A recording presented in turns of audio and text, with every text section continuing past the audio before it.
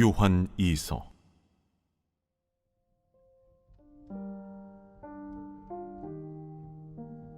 장로인 나는 택하심을 받은 부녀와 그의 자녀들에게 편지하노니, 내가 참으로 사랑하는 자요 나뿐 아니라 진리를 아는 모든 자도 그리하는 것은 우리 안에 거하여 영원히 우리와 함께할 진리로 말미암음이로다.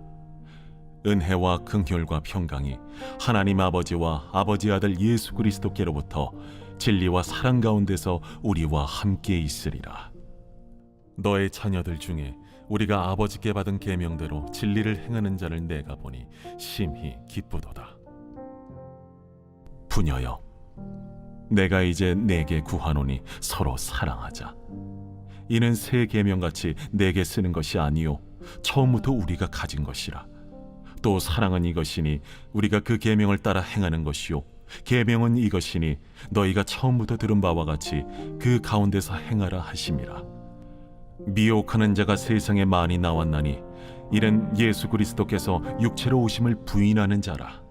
이런 자가 미혹하는 자요 적 그리스도니, 너희는 스스로 삼가 우리가 일한 것을 잃지 말고 오직 온전한 상을 받으라.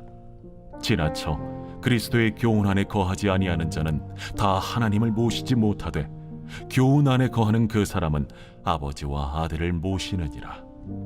누구든지 이 교훈을 가지지 않고 너희에게 나아가거든 그를 집에 들이지도 말고 인사도 하지 말라. 그에게 인사하는 자는 그 악한 일에 참여하는 자임이라. 내가 너희에게 쓸 것이 많으나 종이와 먹으로 쓰기를 원하지 아니하고 오히려 너희에게 가서 대면하여 말하려 하니, 이는 너희 기쁨을 충만하게 하려 함이라. 택하심을 받은 내 자매의 자녀들이 내게 문안하느니라.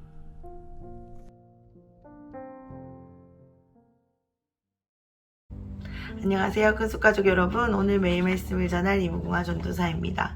오늘 저희가 함께 볼 본문 말씀은 요한 2서 1장 1절에서 13절까지의 말씀입니다. 우리는 어제까지 요한 1서에 대한 묵상을 마쳤습니다.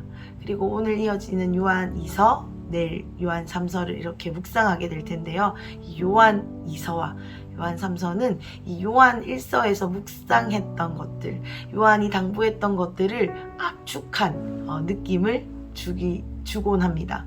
그래서 이 요한 2서와 3서를 좀 이렇게 표현해 볼 수 있을 것 같은데요. 실천편이다, 이렇게 표현할 수 있을 것 같습니다. 왜냐하면 요한 1서에서 요한이 강조했던 많은 당부들을 두 가지로 묶으면, 하나는 예수 그리스도, 다른 말로 진리, 또 하나는 사랑, 하나님 사랑, 이웃 사랑, 이렇게 사랑으로 나눌 수 있는데요.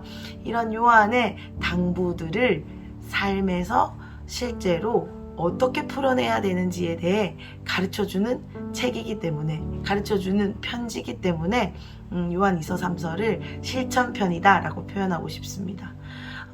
잠깐 먼저 이 내용을 말씀드리면, 이 당시 순회 전도자들이 많이 있었습니다. 그래서 집집마다 방문하여서 복음을 전하는 자들이 많이 있었죠. 그런데 그만큼 이단들 역시 집집마다 방문해서 거짓 진리를 증거했습니다. 우리로 치면 집에 여호와의 증인들이, 신천지들이 찾아와서 막 한번 들어주세요 하는 거랑 별반 다르지 않겠죠. 그런데 이 요한 2서, 오늘 묵상하게 될 요한 2서는 이러한 거짓 진리를 증거하는 이단, 영지주의자들을 만났을 때 너희는 진리를 어떻게 바르게 세울 수 있냐면, 그들을 거절함으로, 인사도 하지 않음으로 진리를 바르게 세울 수 있다라고 말하는 것이 요한 2서의 배경입니다. 그리고 요한 3서는 그러한 순회 전도자들을 만났을 때 너희는 참 사랑으로 그들을 섬겨야 한다라는 것이 그 배경에 깔려 있습니다. 그래서 우리가 배워왔던 하나님 사랑, 이웃 사랑, 진리의 개념을 실제로 삶에서 어떻게 적용해야 되는지 사실적으로 설명해 주고 있다라고 이 요한 2서 3서를 생각하시면 묵상에 도움이 되실 것 같습니다. 그래서 우리 오늘 이 요한 2서를 묵상하실 때에 우리도 지금 이 삶에서 풀어지고 있는 많은 영적인 것들이 있습니다. 또한 이 묵상을 통해서 우리 각자의 깨달음도 많이 있죠. 그런데 이것들이 우리 삶에서 실제적으로 나는 어떠한 반응을 보여야 하는가, 나는 어떠한 반응으로 주님께 올려드려야 되는가, 우리가 생각하시면서 이 말씀을 읽고 묵상하시면 도움이 되실 것 같습니다. 아멘. 먼저 제가 1, 2절을 읽고 나누도록 하겠습니다. 읽어보겠습니다. 장로인 나는 택하심을 받은 부녀와 그의 자녀들에게 편지하노니 내가 참으로 사랑하는 자요 나뿐 아니라 진리를 아는 모든 자도 그리하는 것은 우리 안에 거하여 영원히 우리와 함께할 진리로 말미암음이로다. 아멘. 지금 요한이 자신을 장로인 나라고 표현하고 있습니다. 이렇게 표현하는 이유는 무엇이냐면 크게 자신에 대해서 부연 설명을 하지 않아도 될 만큼 이미 이 편지를 전했을 때 받는 수신자들과의 관계가 있음을 설명해 주고 있습니다. 우리가 나 자신과 관련이 있는 사람을 만날 때에는 나 자신을 길게 난 이런 사람, 이런 사람입니다. 설명하지 않아도 되는 것처럼 이 요한이 이미 관계를 맺은 그 성도들에게 장로인 나라고 간단하게 자신을 설명하고 있는 것입니다. 그리고 또 하나의 관점으로는 이 당시 장로, 엘더라고 불리는 이 장로는 연장자라는 의미, 그리고 리더라는 의미, 감독이라는 의미, 목사라는 의미, 다양한 의미가 있었습니다. 근데 이것을 종합하면 무슨 말이냐면 영향력을 끼칠 수 있는 권위가 있는 자다라는 의미도 되죠. 그래서 이러한 두 가지의 의미로 요한이 자신을 장로라고 소개하면서 자신이 전해야 할 당부를 또 전하고 있는 것을 볼 수 있습니다. 그런데 이 편지를 받는 수신자들이 뭐라고 되어 있죠? 부녀와 그의 자녀들이다 설명하고 있습니다. 그런데 이것을 헬라어로 바꾸면 큐리아라는 단어인데요. 이것을 우리말로 바꾸면, 다시 우리말로 바꾸면 기부인이라는 단어입니다. 이것이 실제 이 이름에 해당되는 여인에게 쓴 편지일 것이다, 아니다라는 여러 가지 관점이 있지만, 견해가 있지만, 대체로는 이 큐리아, 그의 부녀와 자녀들이라고 표현한 이 표현이 교회를 의인화하여 표현한 것이다 라고 이해되어지고 있습니다.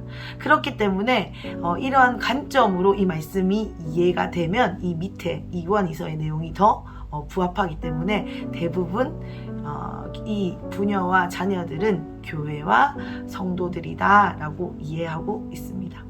예루살렘 딸들아 라는 그런 표현처럼 의인화했다라고 생각하시면 될 것 같습니다. 먼저 이 1절을 조금 더 보면서 이 부녀와 자녀들이 우리가 교회라고 했을 때, 성도들이라고 했을 때 이 교회와 성도의 특징이 무엇인지 이 1절 말씀 속에서 의미를 좀 더 찾고 싶습니다. 다시 한번 이 1절 앞부분을 제가 읽어보겠습니다. 장로인 나는 택하심을 받은 부녀와 그의 자녀들에게 편지하노니. 아멘.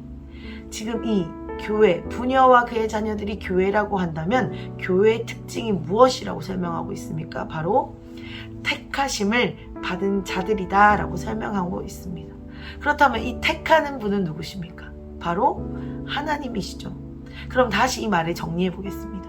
제가 정리하는 것을 좋아해요. 아이들과 많이 저는 말씀을 나누기 때문에 이렇게 정리하는 것을 좋아합니다. 다시 그럼 이 말을 정리해 보겠습니다. 그렇다면 교회란 무엇입니까? 바로 하나님의 선택을 받은 자들이 모인 것을 가지고 교회라고 말합니다. 그러니까 지금 요한이 하나님의 선택을 받은 교회들에게 이 말을 하고 있는 것입니다. 이게 바로 교회의 특징입니다. 우리가 동호회나 어떤 모임을 생각해 봅시다.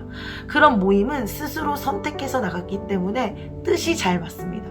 그리고 성향이 때로는 비슷하기도 하고요. 취미가 비슷하기도 하고, 그래서 뭔가 잘 맞는 구석이 있습니다.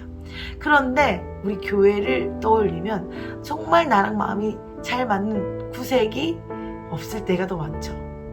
그런데 이것이 당연하다라고 말씀드리고 싶습니다. 왜냐하면 우리는 우리의 선택으로 우리의 어떤 목적을 가지고 모인 것이 아니기 때문입니다. 바로 이 말씀을 근거로 보았을 때 우리는 하나님의 선택하심으로, 하나님의 택하심으로 우리가 모여졌고 세워졌기 때문에 우리는 나를 주장할 수 없다라는 것입니다.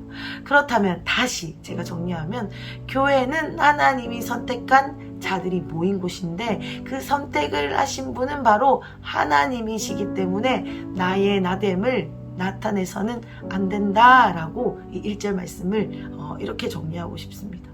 사도 요한이 이것은 새롭게 하는 이야기가 아닙니다. 요한 1서의 시작부터 계속 반복적으로 하는 말씀이죠. 우리 안에 내가 주인 삼지 말아야 할 이유에 대해서 계속 설명해 주고 있는 것입니다. 이런 택함받은 자들을 향하여 이어지는 권면이 있습니다. 5절을 읽어보겠습니다. 부녀여 내가 이제 내게 구하노니 서로 사랑하자. 이는 새 계명같이 내게 쓰는 것이 아니요 처음부터 우리가 가진 것이라. 아멘. 지금 계속해서 반복적인 권면이 이어집니다. 이것 역시 이 5절 역시 요한 1서와 동일하게 이어지죠. 부녀여, 교회여, 성도여, 믿는 자들이여 우리가 사랑합시다 라고 말하고 있습니다. 그런데 이 사랑이 어떤 사랑이라고 말하고 있습니까? 요한은 진리 안에서 행하는 사랑에 대해서 말하고 있습니다. 2, 3, 4절에 설명하고 있죠. 진리는 무엇입니까? 그렇다면 제가 제일 먼저 설명드렸었습니다. 바로 예수 그리스도이십니다. 진리는 예수 그리스도, 예수 그리스도는 진리 되십니다. 그렇다면 다시 제가 정리한다는 표현을 너무 많이 하는데요. 죄송합니다. 다시 한 번만 더 정리하겠습니다.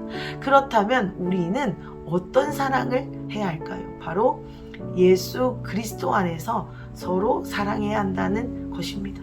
이것이 교회를 향한 권면이자 교회를 향한 사명인 것입니다. 우리의 사랑에 힘이 없습니다. 너무나도 연약합니다. 그런데 이 요한이 권면하는 사랑은 우리가 서로 좋아, 너 나 사랑해 이런 사랑이 아닙니다. 예수 그리스도 안에서 즉 진리 안에서 행하는 사랑을 하라라는 것입니다. 왜냐하면 이 사랑은 힘이 있고 능력이 있기 때문입니다. 우리는 진리 안에서 풀어진 사랑을 해야 합니다. 이것은 고린도전서 13장에 등장하는 사랑입니다. 오래 참아야 합니다. 시기하지 않고 모든 것을 믿고 견뎌야 합니다. 이것은 감정, 어떠한 작은 부분, 내가 이성으로 그렇구나 하는 정도가 아니라 실제적인 몸의 반응으로 일어나야 하는 사랑입니다. 그렇기 때문에 우리는 실제로 참아야 합니다. 우리가 말하고 싶은 것, 내가 이것을 주장하고 싶은 것을 견뎌내야 합니다. 그리고 우리는 다른 사람의 잘됨을 시기하지 않아야 합니다. 또한 다른 사람의 슬픔, 우리 가족의 슬픔을 함께 슬퍼해야 하는 것입니다. 이것이 바로 요한이 우리에게 말하는 예수 그리스도 안에서 진리 안에서 풀어지는 사랑인 것입니다. 아멘. 계속되어지는 요한의 권면을 보기를 원합니다. 앞서 말씀드린 대로 실제 삶에서 어떻게 진리를 행해야 되는지 이어지는 17절에서 11절까지의 내용 가운데 설명해 주고 있습니다. 간단하게 설명하면 이렇습니다. 예수 그리스도를 부인하는 자는 적 그리스도다. 그들을 집에 들이지도 말고 인사하지도 말고, 즉 경계라, 힘써 경계라는 것이 7절에서 11절까지의 내용입니다. 우리가 그 사람을 경계해야 되죠. 이단을 경계해야 합니다. 우리가 그리고 멀리 서야 합니다. 그런데 더 정확한 이 말씀에 담긴 더 정확한 의미는 이것입니다.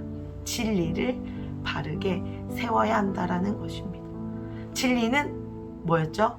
예수 그리스도이십니다. 우리 안에 진리를 바르게 세워야 한다는 것은 우리 안에 예수 그리스도가 바르게 서셔야만이, 예수 그리스도가 든든히 우리 안에 서 계셔야만이 우리는 미혹되지 않는다라는 것입니다. 사단의 유혹에, 어떤 그런 흔들림에 우리는 넘어가지 않을 수 있다라는 것입니다. 우리를 유혹하는 많은 소리들이 있습니다. 많은 미혹의 말들이 있습니다. 그때 우리가 넘어지지 않으려면 우리 안에 예수 그리스도를 바르게 세워야 합니다. 어떻게 세우냐면 예수 그리스도의 사랑을 세워야 합니다. 아까 말씀드린 실천사항들, 오래 참는 것, 시기하지 않고 믿고 견디는 것, 그것들을 실제적으로 함으로 우리 안에 예수 그리스도를 세워야 합니다. 그리고 예수님의 섬김을 우리 안에 세워야 합니다. 그것은 감정이나 느낌이 아닙니다. 실제로 우리는 우리의 가족들을 섬겨야 합니다. 믿는 자들, 믿지 않는 자들을 섬겨야 합니다. 그것들이 우리 안에 실제적인 반응으로 일어날 때 요한이 말한 그 진리 안에 든든히 서는 사랑이 우리 안에도 부러지게 될 줄 믿습니다. 아멘. 아멘이십니까? 아멘. 마지막으로 12절을 읽어보겠습니다. 12절입니다. 내가 너희에게 쓸 것이 많으나 종이와 먹으로 쓰기를 원하지 아니하고 오히려 너희에게 가서 대면하여 말하려 하니 이는 너희 기쁨을 충만하게 하려 함이라. 아멘. 요한은 마지막 글을 마무리하면서 이제 내가 쓸 것이 많은데 글로 안 쓰고 너희에게 가서 만나서 말하겠다라고 말합니다. 왜냐하면 이것이 너희로 하여금 기쁨을 충만하게 할 수 있기 때문이다 라고 말하고 있습니다. 그런데 우리가 요한 1서를 보면서 기쁨의 충만함이라는 것을 보았습니다. 그것은 언제 일어납니까? 예수님과의 사귐이 이루어질 때 그 기쁨의 충만함이 이루어진다라고 우리가 요한 1서 1장에서 보았습니다. 그런데 지금 요한이 너희와 만날 것에 대해서 이야기하면서 너희의 기쁨을 충만하게 하려고 만난다라고 표현하는 이유가 과연 무엇입니까? 이것은 바로 요한 안에 예수 그리스도가 살아 역사하시기 때문입니다. 그래서 요한과 만나는 자는 요한 안에 계신 예수님으로 인해서, 요한 안에 살아계신 예수님으로 인해서 예수님을 더 깊이 만나게 되고 예수님과의 더 사귐이 이루어지게 되고 흔들리던 그 영생에 대해서 흔들리던 그러한 문제, 구원에 대해서 흔들리던 문제들이 요한과의 만남을 통해 다시 회복되고 바르게 서는 그러한 만남이기 때문에 요한이 이렇게 표현한 것일 줄 믿습니다. 우리가 잘 쓰는 용어로 쉽게 바꿔서 설명하면 요한 안에 하나님의 임재가 있기 때문에 요한과의 만남은 사람을 살리는, 기쁨을 충만케 하려 할 수 있는 만남이 되어지는 것입니다. 사랑하는 큰숙가족 여러분, 오늘 우리의 모습을 돌아보았으면 좋겠습니다. 우리는 주님의 임재를 운반하는 사람입니까? 아니면 오히려 믿는 자들을 흔들리게 하는 사람입니까? 요한처럼 하나님의 임재를 운반할 수 있는 사람, 살아계신 하나님을 운반할 수 있는 사람이 되게 해달라고 우리가 기도하는 하루로 시작했으면 좋겠습니다. 우리의 사랑은 연약하고 힘이 없어서 누군가를 오히려 힘들게 하고 어렵게 하지만 우리 안에 살아계신 예수 그리스도로 말미암아 우리는 영혼을 소생시키는 일을 할 수 있습니다. 그래서 우리의 사랑의 진리 안에 거한 사랑으로 말미암아 우리 안에 예수님의 서심으로 말미암아 우리는 이 사랑을, 진리 안의 사랑을 든든히 세워갈 수 있습니다. 우리가 이러한 사람이 되게 해달라고 오늘 하루 주님께 요청하시면서 하루를 시작하시면 좋겠습니다. 그리고 우리 교회 안에, 우리 믿음의 공동체 안에 이러한 일들이 끊이지 않고 일어나게 해달라고, 우리 서로 안에 예수님이 서로 살아있어서 우리의 만남을 통해 치유가 일어나고 회복이 일어나고 구원의 확신이 일어나는, 그래서 이 땅을 회복시키는 자들로 우리 안에 그러한 일들이 계속적으로 일어나게 해달라고 우리가 또한 서로를 위해서 중보하는 하루로 시작하시면 좋겠습니다. 우리 진리 안에 거합시다. 이 예수 그리스도를 우리 안에 든든히 세웁시다. 그리고 그 진리로 말미암은 사랑을 오늘 하루 실제적으로 실천합시다. 아멘. 제가 기도하고 마치겠습니다. 하나님 감사합니다. 너무 친절하시게 또 오늘 말씀을 통해서 우리가 실제적으로 어떻게 실천해야 되는지 알려주셔서 감사합니다. 주님, 우리 안에 진리를 더 든든히 서게 하십시오. 그것이 내 감정으로 내가 그렇게 하고 있다라고 믿는 수준으로 끝나는 것이 아니라 예수님의 사랑을 든든히 세우고 예수님의 섬김을 본받아 행함으로 말미암아 더 든든히 세우고 그러함으로 또한 많은 이들에게 실제적인 사랑을 흘려보내는 자리에 서서 예수님을 나타내는 주님의 임재를 운반하는 자로 우리를 사용하여 주십시오. 하나님, 우리가 이렇게 서기를 갈망합니다. 우리 안에 있는 많은 쓴뿌리들을 이 치유축사학교를 통해 해결해 주고 계신데 이제 하나님 이러한 것들을 힘입어 우리 안에 사랑이 마음껏 흘러가도록 하나님 우리 안에 일하여 주십시오. 우리 안에 서로가 서로를 세우는 역할로 우리 한 사람 한 사람을 든든히 세워 주십시오. 그러함으로 우리에게 속한 가정, 직장, 일터, 또한 학교 많은 곳곳에 영향력을 끼치는 자들로 빛과 소금의 역할을 감당하는 자들로 설 수 있도록 하나님 역사하여 주십시오. 오늘 하루를 이렇게 시작하게 하신 믿음으로, 소망으로, 기대함으로 시작하게 하신 하나님을 찬양합니다. 오늘 하루 주님 기대함으로 제가 삶에서 실제적으로 반응하겠습니다. 감사합니다. 찬양합니다. 예수님의 이름으로 기도드렸습니다. 아멘. 아멘. 살아계신 하나님을 맛봅시다. 파이팅!